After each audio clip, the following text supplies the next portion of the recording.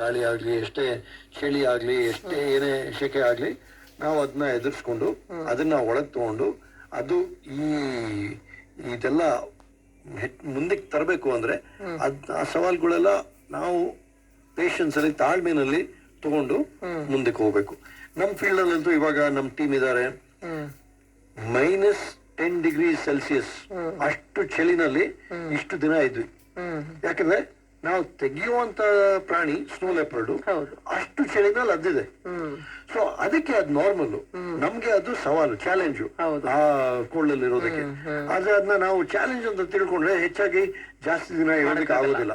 So ಅದನ್ನ ನಾವು normalise ಮಾಡ್ಕೊಂಡ್ರೆ ಅವಾಗ ನಾವು ಆರಾಮಾಗಿರ್ಬೋದು. ಅದ್ರ ಜೊತೆ ಎಷ್ಟೇ ಕಷ್ಟ ಇದ್ರು ನಾವು ತಾಳ್ಮೆನಲ್ಲಿ ಪೇಷನ್ಸ್ ಆಗಿ ತಗೋಬೇಕು ಅದನ್ನ. ಸೊ ಆ ರೀತಿಯಾಗಿ ತೆಗೆದಂತ ವಿಡಿಯೋಗಳಾಗಿರ್ಬೋದು, ಇಲ್ಲ ಫೋಟೋಸ್ ಆಗ್ಬೋದು, ಯಾವ ರೀತಿ ಪರಿಸರ ಸಂರಕ್ಷಣೆಯಲ್ಲಿ ಪ್ರಮುಖ ಪಾತ್ರ ವಹಿಸುತ್ತೆ, ಅದೇ ರೀತಿ ದಾಖಲೆ ಮಾಡೋ ನಿಟ್ಟಿನಲ್ಲಿ ಯಾವ ರೀತಿಯಾಗಿ ಸಹಕಾರಿಯಾಗುತ್ತೆ?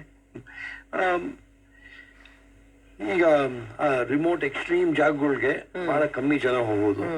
ಆದ್ರೆ ಆ ಜಾಗಗಳಲ್ಲಿ ತುಂಬಾ ಹೆಚ್ಚಾಗಿ ಪರಿಸರ ಪ್ರಾಣಿ ತುಂಬಾ ಇವಾಗ ಹಂಟಿಂಗ್ ಇರ್ಬೋದು, ಪೋಚಿಂಗ್ ಇರ್ಬೋದು, ಏನೇ ಇರ್ಬೋದು, ಯಾರು ನೋಡದೆ ಇರೋ ಕಡೆಗಳಲ್ಲೇ ಹೆಚ್ಚಾಗಿ ಆಗೋದು. ಸೊ ಆ ಇವಾಗ ಕ್ಲೌಡೆಡ್ ಲೆಪರ್ಡ್ ಬಗ್ಗೆ ಒಂದು ಡಾಕ್ಯುಮೆಂಟ್ರಿ ಮಾಡಿದ್ವಿ. ಅಲ್ಲಂತೂ ಪೋಚಿಂಗ್ ಅಂತೂ ತುಂಬಾ ಹೆಚ್ಚಾಗಿದೆ. ಅಲ್ಲ, ಪ್ರಾಣಿನ ಯಾರು ನೋಡದೆ ಇದ್ರೆ ಅದ್ರ ಬಗ್ಗೆ ಪ್ರೊಟೆಕ್ಷನ್ ಕಾಪಾಡಕ್ಕೂ ಬಹಳ ಕಮ್ಮಿ ಜನ ಇರ್ತಾರೆ. ಆದ್ರೆ ಅದನ್ನ ನಾವು ಕಷ್ಟಪಟ್ಟು ತೆಗೆದು ಆ ಕ್ಲೌಡೆಡ್ ಲೆಪರ್ಡ್ ಬಗ್ಗೆ ಆ ಡಾಕ್ಯುಮೆಂಟ್ರಿ ಮಾಡಿದ್ಮೇಲೆ ಆ ಫುಲ್ ಏರಿಯಾ ಪ್ರೊಟೆಕ್ಷನ್ ಬಂತು. ಸೊ ಆ ಚಲನಚಿತ್ರದಿಂದ ಅದು ಪ್ರೊಟೆಕ್ಷನ್ ನೀಡಲಾಯಿತು ಅಸ್ಸಾಮಲ್ಲಿ.